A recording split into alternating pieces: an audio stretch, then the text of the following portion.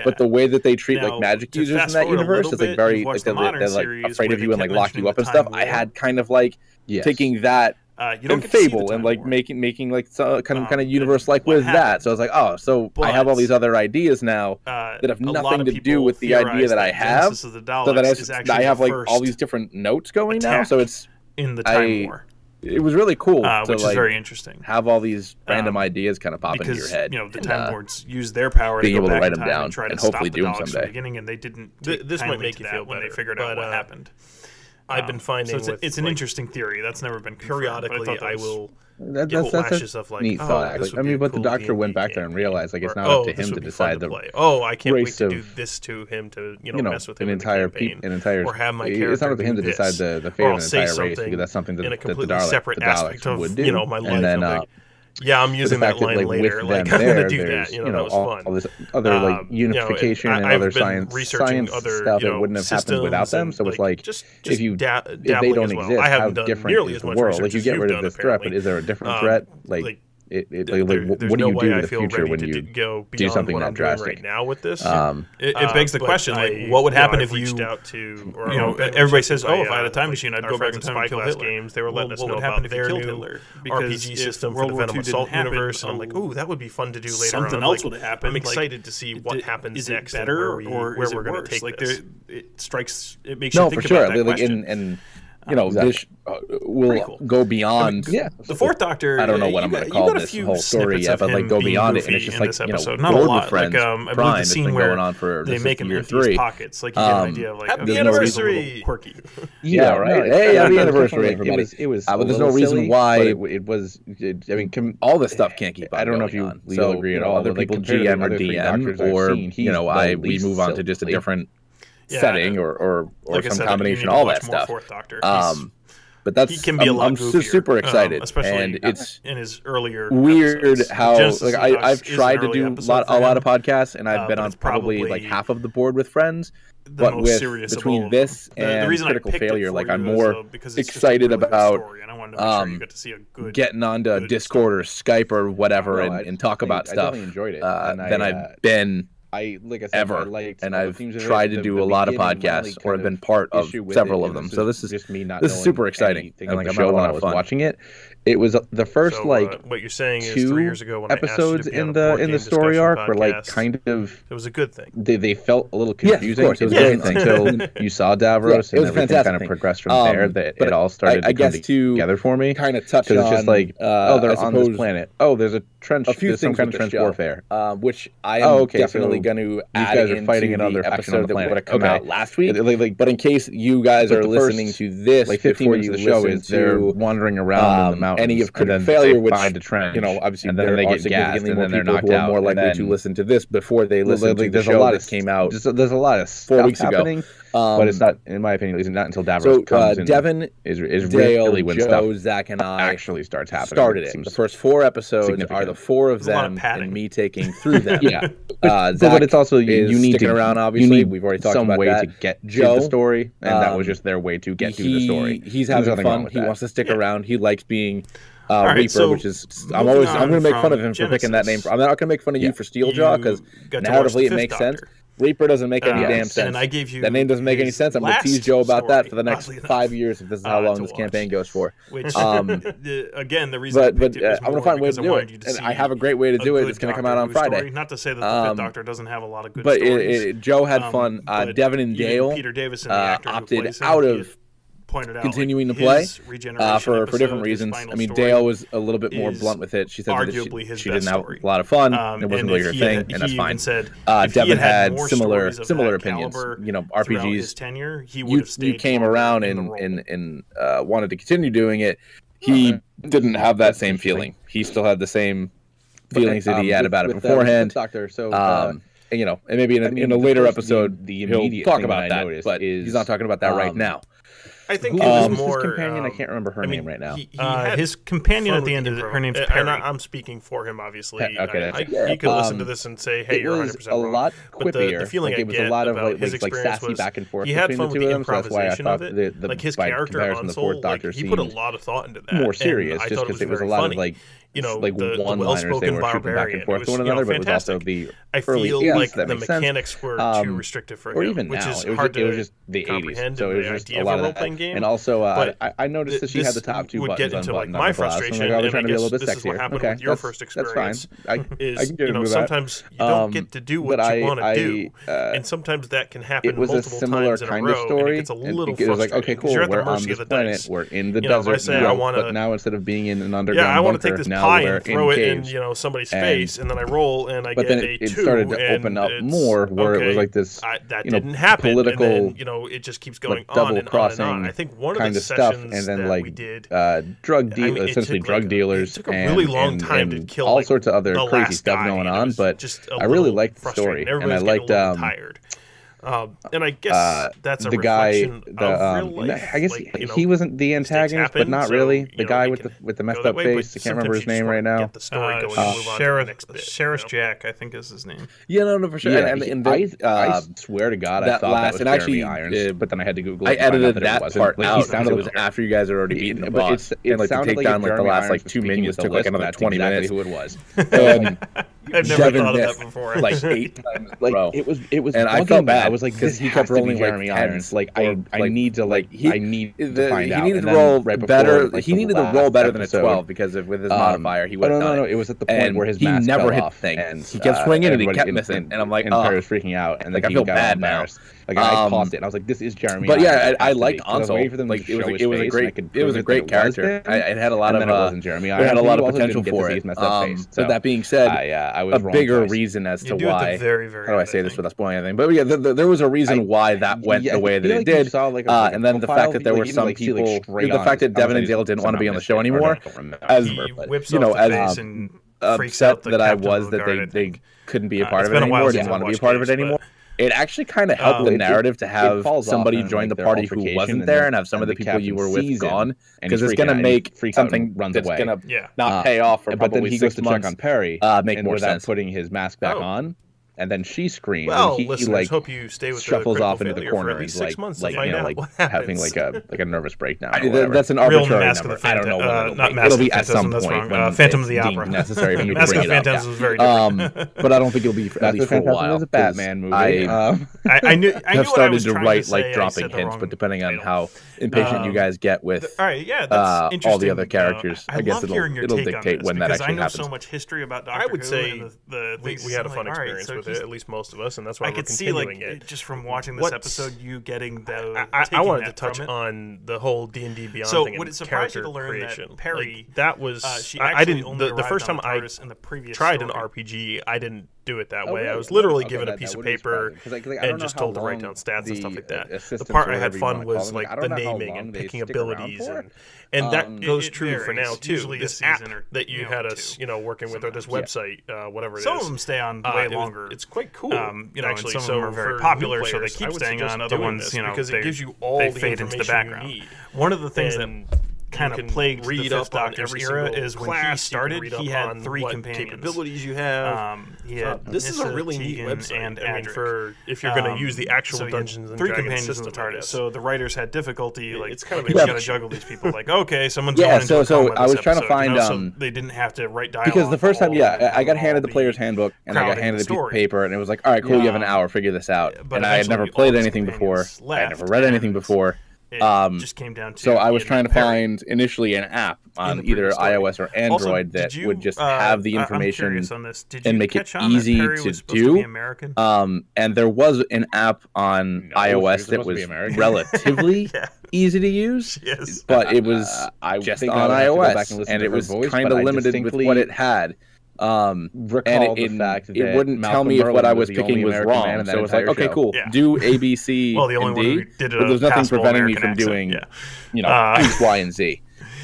She's supposed to be American. So then I went on PC and I just started looking random stuff up, and then I found D&D Beyond. So like they're affiliated at least in some way with Wizards of the Coast. 12 basically you can digitally buy the books, and then or not buy them. You get the probably 20-ish episodes. Some of the players' handbook stuff for free, and you get there is one American basically like 2 of the archetypes for each class included with that, and that free as well. But like if you want to buy the books, it has all the digital stuff right there. It's not really brought up that much. You're making a character. What race do you want? Actress does you have your race. Cool. Now step 2 is do this. Step 3 is do this. And it streamlines the whole thing. So if you had never played before, it makes it super easy to work with, which is great. So it makes it significantly easier to get everything all set up. The rules are a lot more straightforward. The character class breakdowns while for the dads, they're probably just taken right out of the player's handbook. Good looking lady. I mean, let me hold on. Being able to like click on something on your computer and jumping right to that part of the index or that part of the page just made the whole thing much easier to swallow. So anybody who's thinking about playing and being serious about it, I would wholeheartedly recommend. At the very least, purchasing the player's handbook from them digitally. The other thing you can do. This part's a little bit more involved. But there is a subscription-based system where but yeah, like definitely I forgot what it was, but basically her blouse had many if you're buttons. The DM, you can share your digital tools with everybody who's playing in your campaign. Nothing wrong with that. So because I purchased gotta do the thing, I guess. I can share them with whoever's in my campaign. Doctor, that makes sense. So I can have up to I think like either 3 or 5 campaigns going at a time, and I can share it with up to doctor. Like I think 8 people in each campaign. Oh, sorry, up to 3 campaigns with 12 players in each. So I can share all of my resources with essentially up to 36 people. Doing something wrong. You can also but he waits characters, stays back, and he lets his companions also take. It makes the whole thing like much easier to part deal of the action instead of like and it's a great tool for anybody who's super serious about doing this stuff. Like a leader, a player perspective, I guess, of the group. I was having fun instead of just being. I can just have this up on my tablet in the group or something. Playing the game, if that makes sense. Like, oh, you hit me for 3. No, I get. Well, that also makes sense if you started with 3 companions. It makes sense to give similar screen time to little information. Everybody, because if you just have I'm not like the one leader figure, I can be reading doing everything all the time. What's the point of having all those other characters? And I think it's you also get the sense I feel that he doesn't like quite honestly like all of his companions as much. If you had handed me a player's guide and it was just a huge book, I'm trying to there's one companion named Tegan who she actually this is all right in front of me on one page, and got stuck on the TARDIS when it took off. Like she didn't mean to go with them. She was never invited along, and they always had like this antagonistic attitude towards each other. No, it is. So like I'm looking at like she would question him. She was one of the first companions to ever really question. I don't get to be any characters. I made character sheets for all the notable NPCs. It was neat to see because a lot of times like if you have a spell, it was always just yes, doctor. So I'm looking at a warlock I made. So there's blast. I get +9 to hit. So whatever I roll, I know I'm adding +9. And then it tells you, instead of damage being 1d8, which is what the player handbook, it was a 1d8 plus your spell plus your charisma modifier is going to be your damage. Oh, you're on 10, that means you can shoot 2 beams instead of 1 beam, and blah blah blah. But this one is just doesn't get much time. It breaks it all down for you. So to hit +9, damage 1d10 +5. It is implied total that beams between 2. her Which means I get to do that twice. This episode that they do have adventures together because there's the audiobooks. If you go listen to them, it's easier to break down audiobooks what everything you're doing is, and it does most of the math for you. So if you're not good at doing math on the fly, it's all right there for you to look at. So it makes it much easier to work with. In that together, but I'm sure there's some traditional. If you were just watching this, you were just watching her first real adventure. This also lets you export your character sheet. Gotcha. Okay, and that makes sense. Well, that makes sense. That's good that they. Yeah, I've been doing like a combination of the two. Kind of stuff. I did start to make like spreadsheets for because I was writing down all the encounters, and I found that when we were doing, he's a different guy. Our first little prequel arc, like I would different personality. Every single encounter, I forgot to roll for one. Like I forgot to add him into the fight. Or I would my little scribble. I couldn't tell if I wrote Devin or Dale there, so I had the wrong person go at the wrong time. So I'm like, well, I got to make this part digital for me as well. They certainly called you out on it too. So yeah, and that's good. They needed to. I needed to be called out on it. But like I made like a giant spreadsheet for encounters. It looked good with every, and I like kept forgetting what people's AC was, and all this other stuff. So I made a big old spreadsheet with everybody's name on it that you might fight. Watching the show, that I'm aware of that you might fight. You can fight whoever you want, but like these are the people that I know that you're probably going to fight. All their ACs are laid out, and then I made another column where it automatically makes the turn order based on what I put in for their initiative roll. So I just I just excelled the crap out of D&D. But I feel like when it went from the 5th to the 6th, I'm very excited to get to use that because it's going to make my life significantly easier. Yeah. Does the TARDIS? You also got to always trigger the regeneration, or is it? That's part of the reason why I feel obligated to trigger it. So yeah, man, I'll some dice. When people get it's believed that it's something the Time Lords can do. You know, whenever their body is. That's why I went to see Transformers 5 in theaters, because Devin gave me Transformers. It's worn out. In some cases, they can. I can honestly say I am enjoying this more than Transformers 5. So when that happens, though, that's not saying much. Change and their bodies change. Core, I know you're not in it anymore. But different personality traits can come out. I mean, overall, so it's like I think it's a good experience. A new person, we're obviously going to keep doing it at the same time. Critical failure. So far, it's been same experience, different person. So what triggered it for the Fifth Doctor is if anybody has that suggestions for us, stuff that first I should ask. Was there anything else you wanted planet they were mining? Right, that's right. No. I was actually going to suggest wrapping up, but the only thing I will say before we kind of get into okay, now I remember. Thank you. So similar to essentially he was going to die. What the Adventure Zone does, if folks who are out there listening and they do want to be a part of it, if you have if you have suggestions for homebrew items, honestly I think is beautiful. Or you want to be in only had enough show gave it to her or something like that. And he died just saving one person. Either at me other doctors at Uncommon Soap gone out at the show, saving Crit all Failure of Cast, civilization, and asked to be a part of it. His companion, if you want to email an item over to me, then it's one of the best things about the Fifth Crit Failure Cast at Gmail. He would do but yeah, if you want to be a part of the show, because as much. Number one, if people I liked him request to be in it or give us stuff, that's a good indicator. To me, more sillier and quippier. How engaged people are, like quick and beyond going and snappy. Looking at the statistics on me that the fourth is a Podomatic and on SoundCloud, but it's also, I definitely have to watch more. The fourth is definitely a goofball. The fifth is more. I don't have sarcastic. Grand plans or anything like that, but if we can carve out our own little community on this, that'd be super cool. I'd be all about that. Clever. So yeah, please let me know if you want to be part of the show. Argue with me on that. We like the Fourth Doctor. So Tom Baker, also, the actor who played him, he stayed in the role for 7 years. That'd be cool too. So he's the longest running Doctor. But yeah, so in a lot of ways, overall, on television anyway. D&D was a good experience. We're going to continue to play it. So a lot of people check out the show at the Fourth Doctor. Crit Failure regenerated. That's what it is on. It was like Twitter. Who the hell do we get to play? It's a Crit Failure Cast. It's gone for this 7 years now. We're just using the regular Board with Friends. Peter Davison was brought in. He was a bit of BOARD, Board with Friends Prime. So if you have any suggestions for this off-topic show, Board with Friends, BORED, contact us at that went with a bigger name than they normally would. And just to add to the confusion here, I really stuck with the pun. Had to kind of but you can certainly, we're always looking for topics for this show. If you want to challenge us to read some book, he has a lot of dry watch wit, some movie, and you want to hear our opinions on it, play some game, just make fun of video games, or make you look like a I'd fool. certainly like to hear from people. The Fifth Doctor would just point out why you're a fool.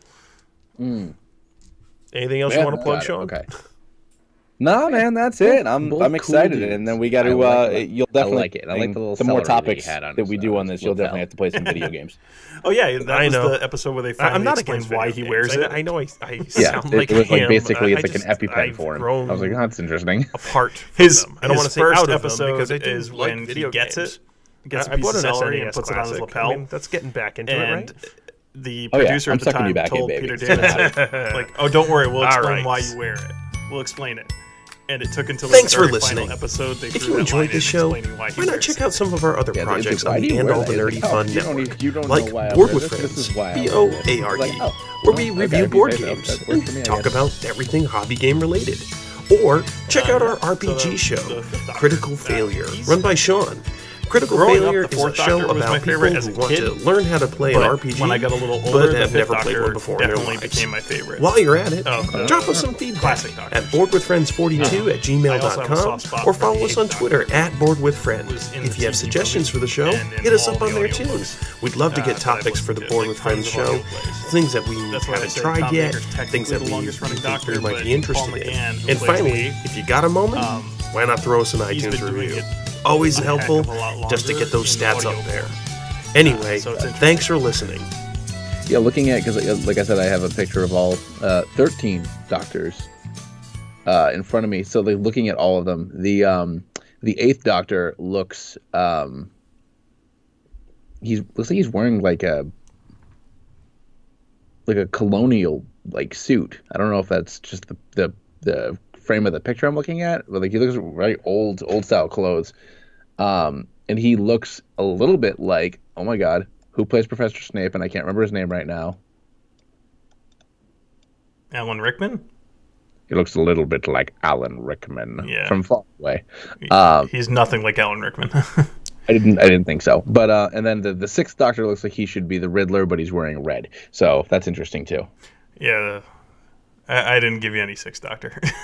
Yeah, well, you gave me three classic, and then two modern. I only got to watch two classic, two modern. Yeah. But yeah, so that's that. I'm looking at all these gentlemen in the lady, and I'll have to investigate this further as time goes on. Yeah. So then, fast forward, you got to experience the 9th. Yes, the 2005 series. 24 years, and I see a man who just loves the word fantastic. And I, whenever I do a British accent, like and just fantastic is my filler word. And I've never seen Doctor Who. I've never heard anything from Doctor Who. I never knew that fantastic was a thing that he said. But when we were recording Critical Failure, the original voice I had for Maxwell, he said fantastic like 8 times in that episode. Mm-hmm. And then like after like the first time he went, that's fantastic. And then I was like, I was like, oh, okay. And then he said it like 5 more times. And I was like, oh my God, is this where I accidentally got fantastic and I never even watched the show? Or like, how does that work? How does any of this work? But yeah, 9th Doctor. I enjoyed him. And I'm gonna say just for the progress of time, he's a goofy guy. He was a goofy dude. I'm trying to think. He definitely like a hero type guy, but also just like goofy. But then also like he wouldn't always seem to say what the plan was.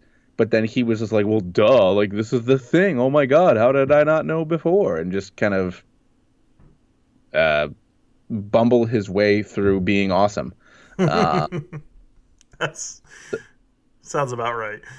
Yeah. So, and this is me. Granted, I mean, I watched the whole season. So, I watched all 11, 12 episodes or whatever. But, I only watched them once. And so he was very different from the other two. And the show was very different from the other 2 parts of the seasons I watched. So instead of it being, 6 episode long stories, it was more modern television where it's, monster of the week and you're peppering story in as you're kind of just doing whatever.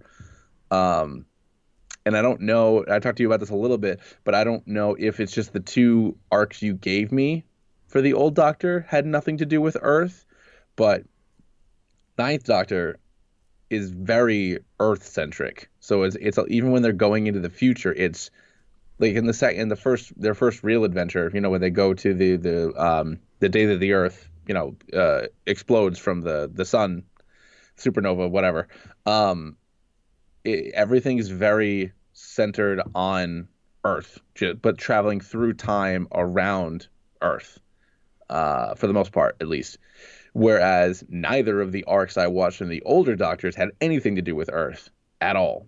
Like, is that true of most of the stories for the classic Doctors, or is it just I didn't watch anything with them interacting with Earthlings? Well, you didn't really watch anything with them interacting with Earthlings. True. You got to remember the classic series went over 30 years or whatever it was. Yeah. 20, almost 30 years, I think, of seasons. And so when it first originally started out, they were on Earth a lot, actually. They were going back and forth through Earth history with the first Doctor and even the second Doctor because it was just easier for them. And it was still considered almost an educational show. Like, they would still put in like episodes that were solely committed to just telling a historical story. They actually just called them historicals. Like, there was no aliens whatsoever. It was just a historical story. Gotcha. they almost, well, they never do that now. But as time went by, they just phased those out because those weren't responded to as much. The third Doctor had a run where he was actually, when he first started, he was what's the word I'm looking for? He was banished and like stuck on Earth. Like they disabled his TARDIS so he couldn't leave Earth, and he couldn't leave the 1980s or 70s, whatever time period it was, whatever decade it was. So those were all Earth stories, but all contemporary or contemporary of the time. Oh, interesting. Okay. So there are a lot of Earth-based stories in the classic series as well. I just didn't give you any. Okay. Gotcha. Okay, that clears it up, because it's just like when I was going through it, I mean, it made more sense for it to move more towards, single or 2-part episode stories, because that's, for the most part, that's how TV is now. So that made total sense to me. But it was just the fact that, or at least that's how, you know what I mean when I say TV's like that. There are plenty of shows that aren't like that, so people don't yell at me for that. But a lot of shows are small contained stories with a larger overarching story. So that seemed odd at first, but I did like it a lot. I enjoyed it a lot. It was fantastic, unironically. But and I liked him. I liked every time they went back to current day, and he kept calling Mickey Ricky, and like messing everything up and just being silly, and like the interaction with him with like Rose's mom. Oh my God, I can't remember her name right now. Jackie. Jackie, thank you. I almost said Liz. I'm like, that's not what it is. With Jackie, and then the episode where they go back to the day that Rose's dad died. And then with those like weird dragon things that have to correct time, the Terran time or whatever it was called. Mm-hmm. So I much enjoyed that. I'm trying to remember other episodes that like I really liked a lot of it, but Ninth Doctor episodes. Oh my goodness! But I like everything. Like I like Rose, and I liked all the things that I don't want season 9. I want Ninth Doctor.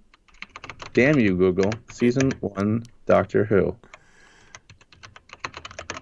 But yeah, so I don't know. It's still looking at. There we go. That's what it is. Oh my God, how could I forget this? I really liked the Dalek episode, where it was like he was American. Those people were American. Sort of. Yeah. Yeah. Well, whatever. Fair enough. So I really liked episode 6, the Dalek one, when it was like the one Dalek left that was like basically trapped in a bunker, and they were torturing it to try to figure out what it was. And then he, like the Doctor wanted to just destroy it, and he's like, "Oh, you'd make it." And then the Dalek was like, "Oh, you would make a great Dalek because you just want to destroy." And like I was like, "Ooh, I like that. That's cool." Yeah, it got him good. And then I almost didn't watch Aliens of London, and then because I watched like the first like 15 minutes, I was like, "Man, I don't feel like dealing with this weird orphan kid story."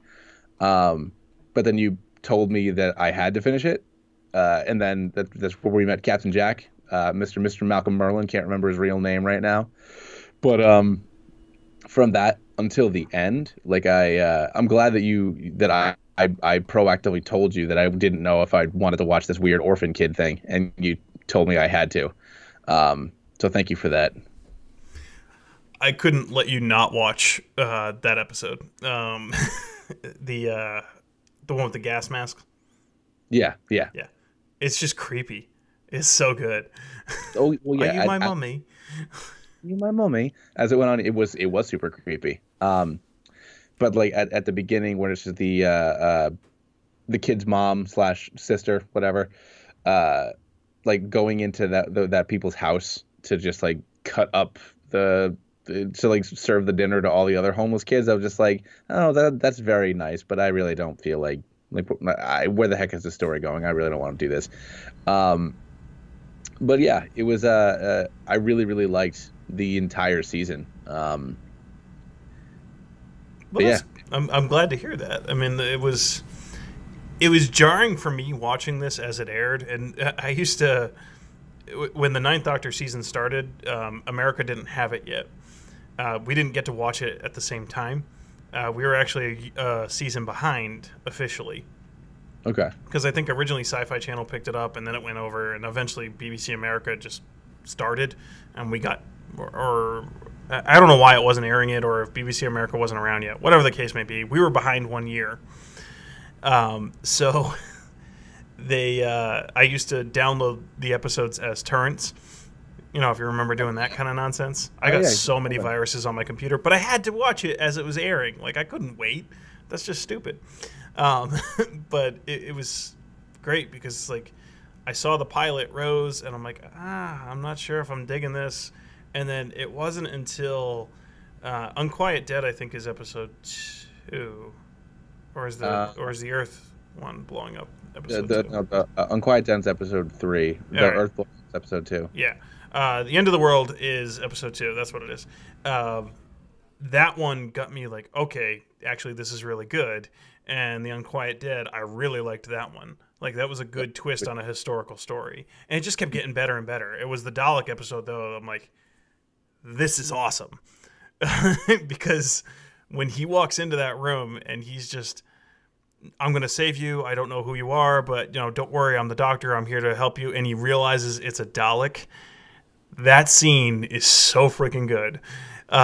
It just cements the Ninth Doctor for who he is. Like, he's a guy who is getting over this war. He's got PTSD, you know?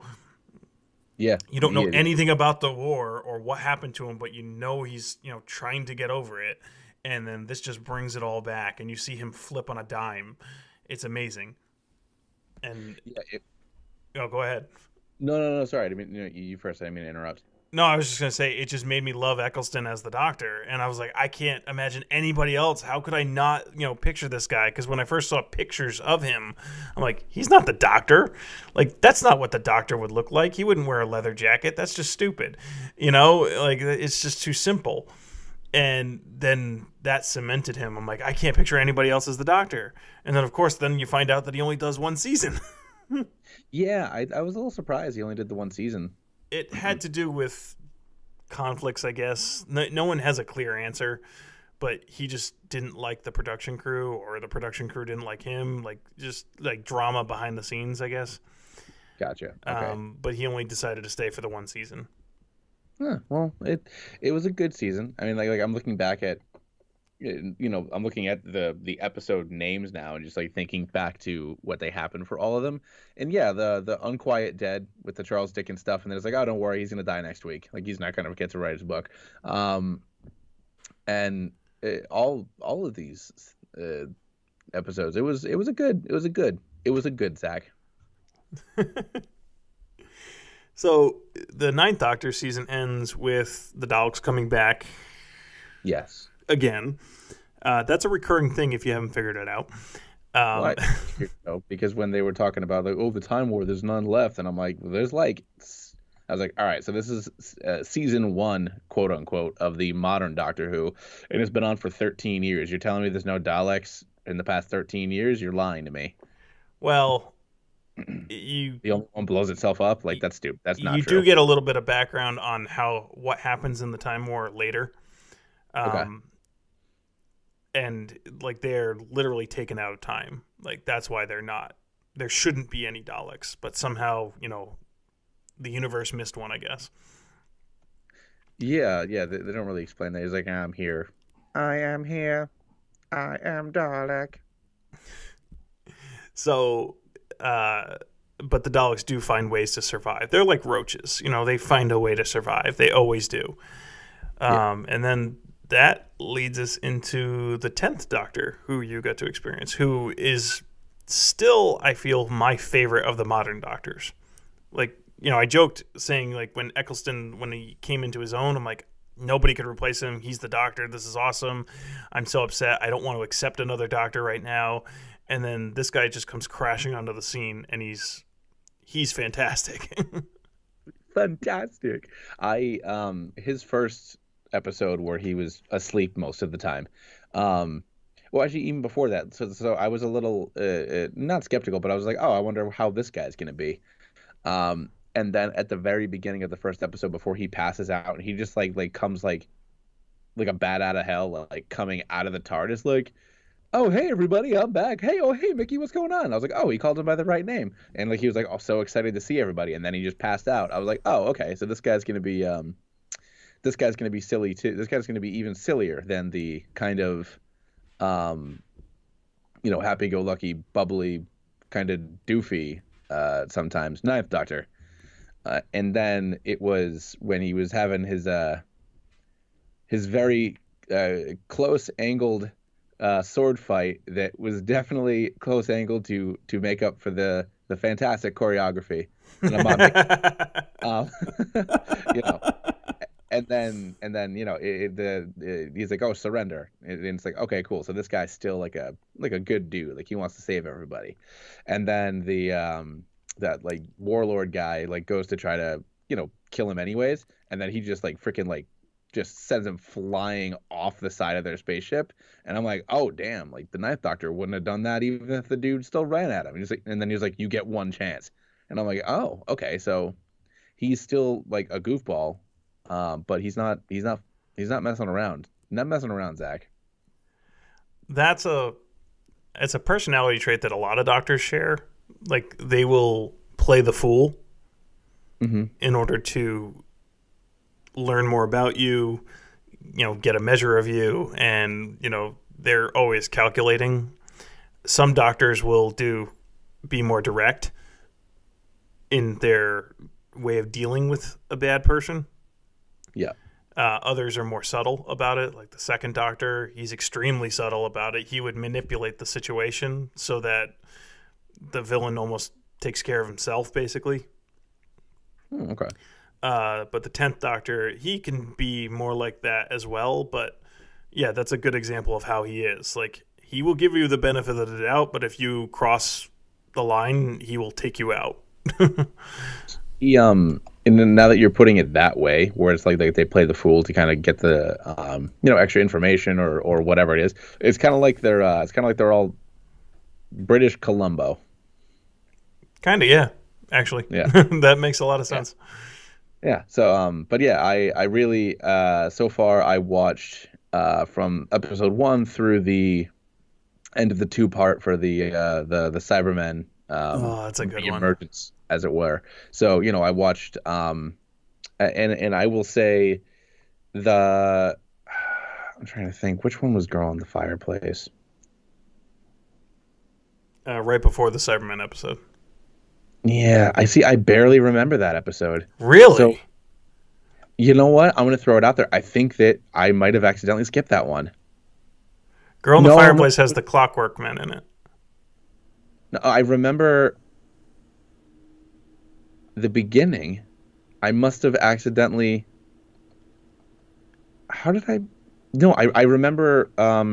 I remember the Clockwork people, but Madame de Pompadour finds the court of Versailles under attack by sinister clockwork killers. Her only hope of salvation lies with the Doctor.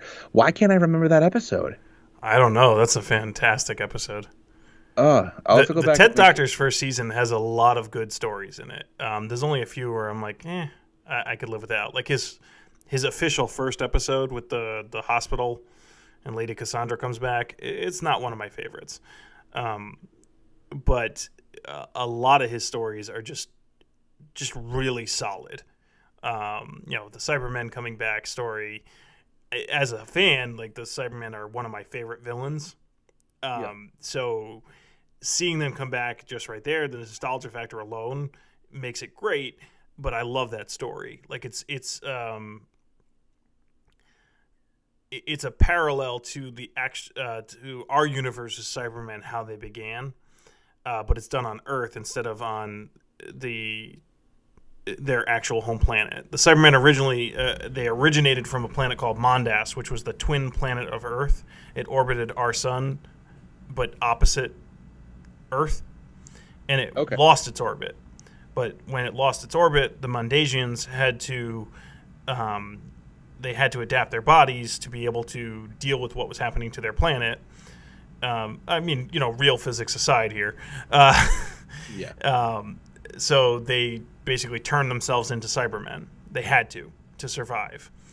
The alternative Earth story where they go into this other reality for the Cybermen, it's Earth it's happening on. Which is why, the 10th Doctor makes the comment, like, it's happening again, like, and stuff like that.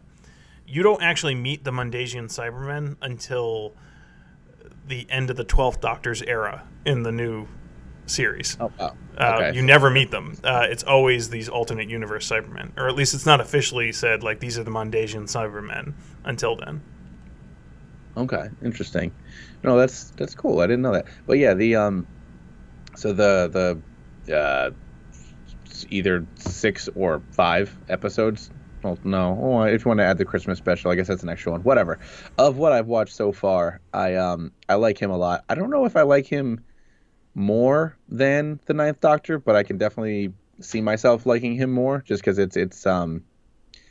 he's funner while being less silly, I guess. I don't know if that's the right way to describe it, but I definitely like him a lot. He's I like that. And it's not to say that Eccleston didn't get serious when he needed to, but it's just like the way that the 10th Doctor does it. I like that quite a bit. He flips more. Like, his emotions can change a lot quicker. Like, Eccleston did it, but not as much as the 10th Doctor does.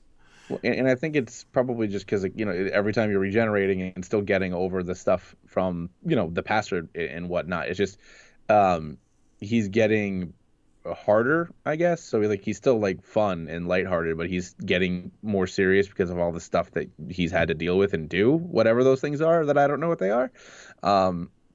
Because Eccleston's very obviously getting over the Time War, and he hates that he's all upset he's the last Time Lord and all that other fun stuff. But he doesn't really talk about it a lot. But then the 10th Doctor already in the couple episodes I watched talked about how he has to watch all of his friends and loved ones get old and die because he doesn't, and that's not he talks about that it's a cool reunion. And that's not something that Eccleston directly brought up at all. He just talked about, he's like, oh, my family's dead, everybody's dead. But he didn't, it's like, not only is everybody dead, everybody I'm ever going to meet is also going to be dead. Yeah. So, the 9th Doctor was more subtle about it. The 10th Doctor is more direct talking about it. Yeah. So that was, I liked that, because it made more sense as to why, him flipping on a dime, and taking the emotional parts of 9 and then making it more just good character development. This is one of the reasons why I was a little disappointed that you didn't get to see Tomb of the Cybermen, because it's arguable that the 10th Doctor's personalities are more of a mix of the 2nd and the 5th. And I think David Tennant even went on record saying he modeled, a lot of his mannerisms and the way he talked and everything off of those two, because he grew up watching the 5th Doctor. That was his favorite Doctor. There's actually a small short episode that was done for charity, where the 10th gets to meet the 5th Doctor. It's pretty cool. Oh, cool. All right. It's nice. Called Time Crash, but you can't watch it until you finish this season. Okay, fair enough. I mean, I'm cool with just watching, watching this all in order or whatever. But it is just it's gonna be interesting because it's, now I'm leading up to, and I know I'm still far away. I'm in 2006 right now. I still have another 12 years of television to get acquainted with. But not quite, because the way they released the seasons, there was some gaps, which is how America actually caught up with Britain, because they had these gaps. Like the 10th Doctor, like I told you, he has 3 full seasons. Yeah, and then he has the specials, which were only 4 episodes, but they were spread out over the course of a year. So imagine how painful that was. Shame on you, BBC. Like waiting for Dragon Ball Abridged. Oh God, it was so bad. But yeah, that makes sense. Oh yeah, because right now they're on season 9, I think, or the last one with The last one was the 10th, considered the 10th season. Got it. Okay. I think. Now you got me confused, but it's either not. Oh no, you're right. Because when I'm looking through, because I just typed in Doctor Who Modern, so like I could see the episode breakdowns and stuff. So it looks like season 10, episode 12 available on, and it's showing, iTunes, YouTube, Amazon. Oh man, I'd have to pay. I guess if I get desperate, I'll watch what DVDs you have, and then if I'm getting desperate, I'll buy this season 2. I have most of them. It's not until I get to the 11th Doctor that I have some gaps, but okay, all right. I have all the 10th, so you can definitely borrow that. But I'm glad you liked it. Like, this is exciting for me. Like, I love introducing people to this show. Because it's a show that, because it spans so many years, like, people get daunted by it. They're like, oh my God, I don't want to watch it. I don't want to get into a 50-year-old show. Like, that's insane. Why would I do that? A lot of times when I introduce someone to Doctor Who, I'll just recommend watch the 2005 series and onwards. But even that's getting daunting because, as you just pointed out, like, oh, I got like 12 years of, TV to watch now. It makes it difficult for me to say just start there. Yeah, I mean, honestly though, with Doctor Who, you can start wherever the heck you want. You can pick any Doctor and just start. But I also don't buy the fact that people it's like, oh, it's a lot of TV to watch. It's like, what are you people doing? Like, you binge everything on Netflix. Like, you rewatch Friends and Frasier and Seinfeld and all these other shows that have 10 plus seasons. So how is that any different if you're just going to start with the 9th Doctor and go forward and then maybe, read some Wikipedia to try to figure out what happened beforehand? Like, that's not any more television than if you decided to sit down and watch How I Met Your Mother. That's absolutely true.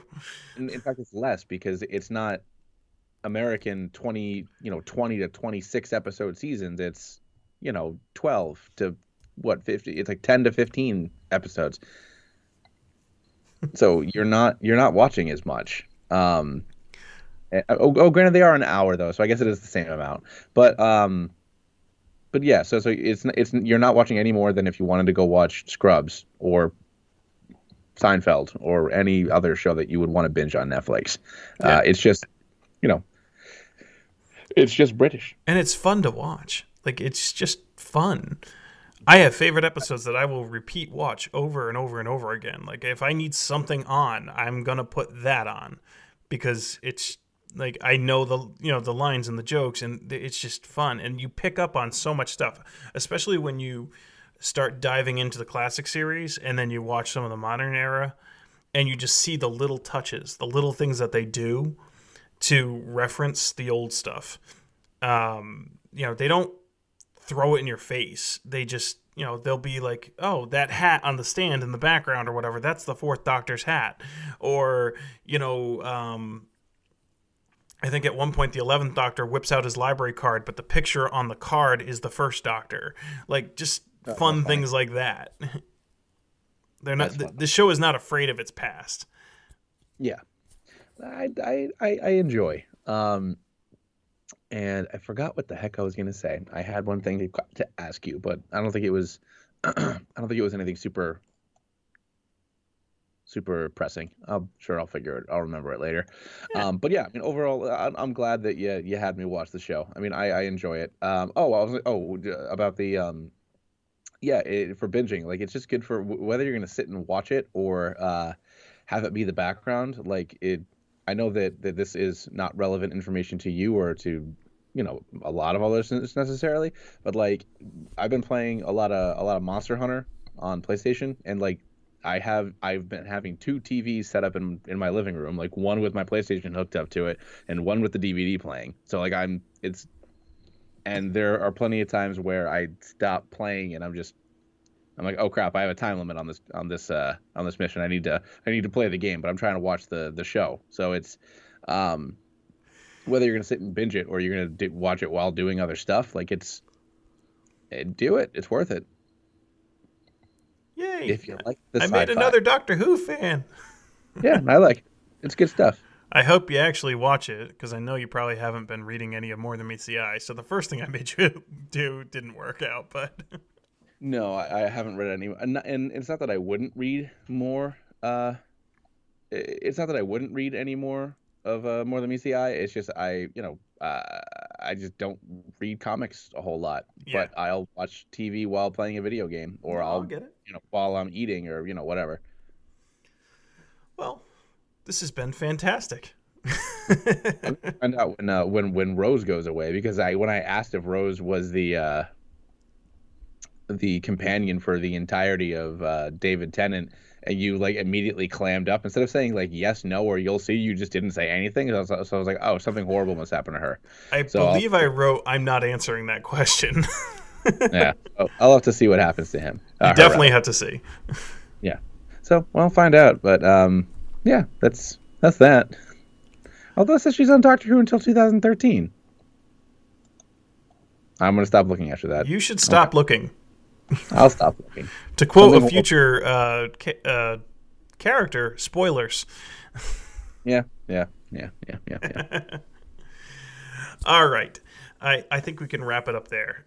Thank you, Sean, for trying Doctor Who, and I'm really glad you enjoyed it, and I do hope you keep watching it, because there's a lot of cool stuff in the future of it. Yeah, man, I'm down. There's also some bad stuff, but you get over that when you're a big fan. Well, yeah, but everything has bad seasons or bad episodes. Like, it's what happens when you're on TV for a long time. That's true. I'm sure we've had some bad podcast episodes. I'm sure that most of them are probably not that good. We're trying our darndest, though. We got 1 or 2 listeners. We're getting there. Hi, We're Mom. Getting there. This will probably get cut out. Yeah. All right. Thanks for listening. If you enjoyed the show, why not check out some of the other podcasts on the And All the Nerdy Fun Network, like Board with Friends, BOARD, where we review and discuss hobby gaming. Critical Failure, a show where a bunch of people with very little role-playing experience get to play Dungeons & Dragons together. For even more cool stuff, check out the And All the Nerdy Fun YouTube channel for video reviews, stop-motion animations, and more. The podcasts of And All the Nerdy Fun are produced by Sean Bissonette and Zach Dyer. Our Board with Friends theme song was composed by Andy Lehman. If you like what you hear, please head over to iTunes and give us a review. We really appreciate it. And if you want to drop us feedback, follow us on Twitter @BoardWithFriend. That's BOARD. Once again, thanks for listening.